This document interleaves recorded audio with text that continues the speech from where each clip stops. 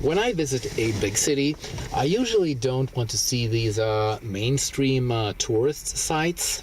Like if you go to London, that's the Big Ben and the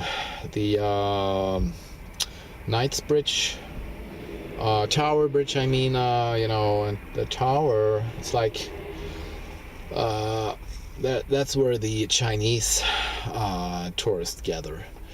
It's like London, Big Ben. So I don't avoid those type of tourist sites, but I find it more interesting to do some research about the city and find like new spots to discover, like the new sites that you can have a look at. So I like the graveyards where famous people are buried. Like in Paris, that would be the Père Lachaise cemetery, where you can find the Jim Morrison grave. So, and in London, I wanted to see where Jimi Hendrix spent his last days before he was found at his hotel room, in his apartment. He choked to death because he used drugs. He took all these drugs, and he puked in his sleep. So he choked because of that. So his last years, or his last days in London, he lived in a hotel, or sort of apartment hotel. It's located in the London West End. I don't remember the address right now, and I don't even remember the metro station. So I took the subway to this metro station. It's located in the West End, as I said. It's a very fashionable area, and they have very calm, relaxed area, upscale neighborhood. So I took a walk, and I didn't have a map at the time, so I asked people there in the street about this address. So eventually I found the house where he lived. Took a while to find it. The street is shaped like the letter C, so it's not a straight street. So I looked at that house, and there were no tourists there, so no memorials, nothing. So if you didn't know the address, you wouldn't know that Jimi Hendrix actually died there in 1970, I think. So I stood there a while and thought about what it may have looked like when Jimi Hendrix died there.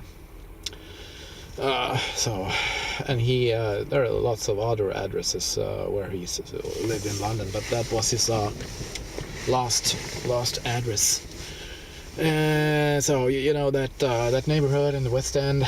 Then I got hungry, so I thought I would maybe there's no chance that I can find a convenience store there, because it's this upscale neighborhood, only rich people live there. But I found a shop, and it was very cheap. I bought it's all donuts and ham, and they also had a McDonald's there on that street. So I like that very much, because to find a cheap convenience store in such an upscale neighborhood, I thought that wouldn't be possible. Finally, I would like to say that London does not feel like a huge city, with wide avenues, big squares like they have in Moscow and Paris. London is more like several cities, small cities put together, becoming one big city. It's like a small town feel here and there. When I went out on the street, out of the St. Pancras railway station. That area was the houses there. They were not very tall. 2 or 3 floors on those houses. It looked like a small town, really. So, in that sense, London is a little bit different compared to other world cities. And I like the metro, the subway.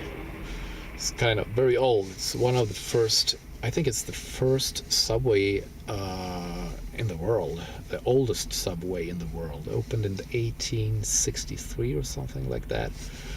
And it's not very modern. It felt very old, especially at the Baker Street station.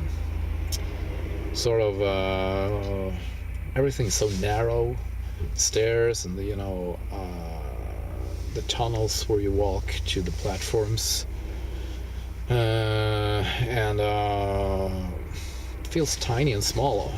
Although it's one of the largest subways in the world.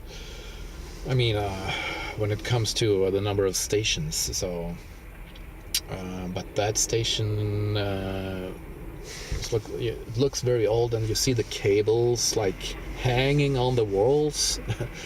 Almost looks like a haunted house. So that looks kind of weird.